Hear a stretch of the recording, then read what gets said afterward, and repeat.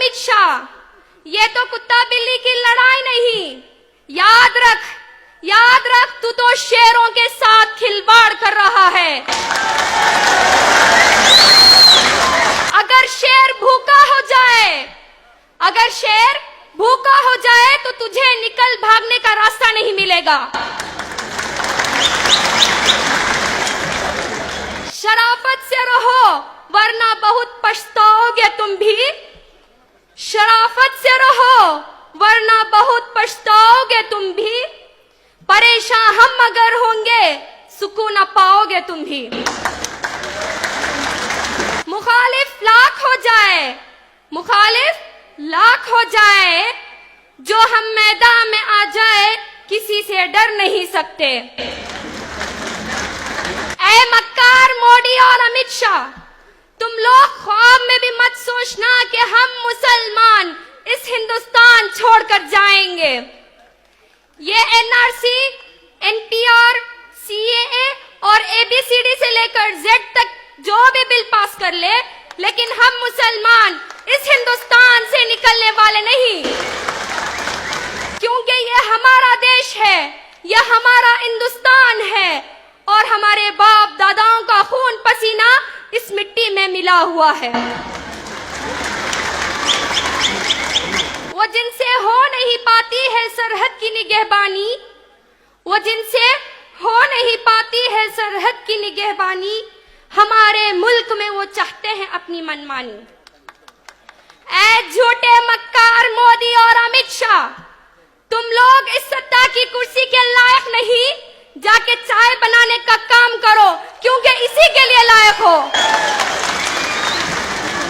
ये तो ऐसा बेवकूफ प्रधानमंत्री है कि वो हम लोगों के पास पैन कार्ड, रेशन कार्ड, आधार कार्ड, यहाँ तक के पासपोर्ट भी रहने के बावजूद वो हमसे सवाल करता है कि क्या तुम इस देश के सिटीजन हो या नहीं।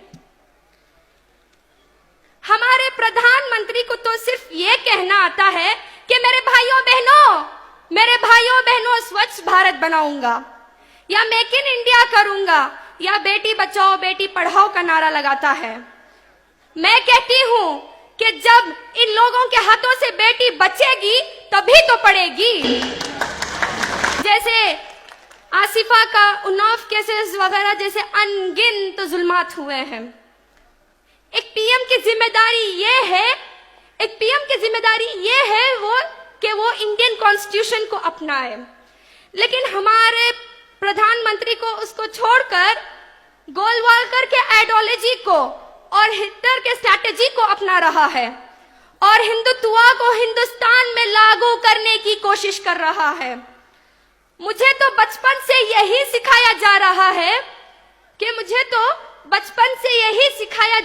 है कि India is a democratic country.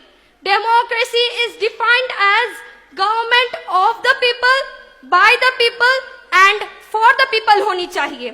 लेकिन हमारा पीएम तो आरएसएस के आइडियोलॉजी के मुताबिक चलने वाला है, तो उसे क्या पता चलेगा कि डेमोक्रेसी क्या है।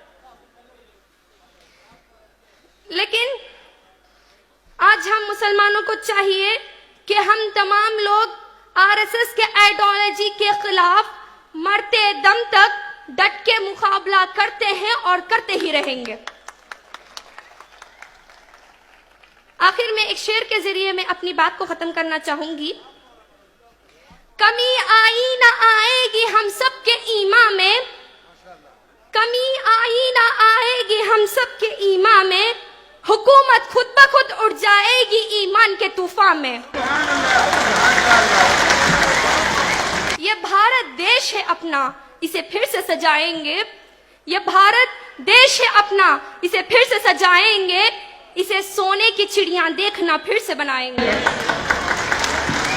मेरे मुसलमान भाइयों और बहनों, याद रखना कि डूबा हुआ सूरज एक ना एक दिन तुलू होकर ही रहेगा। सलामु अलैकुम रहमतुल्लाहि व बरकातुहू।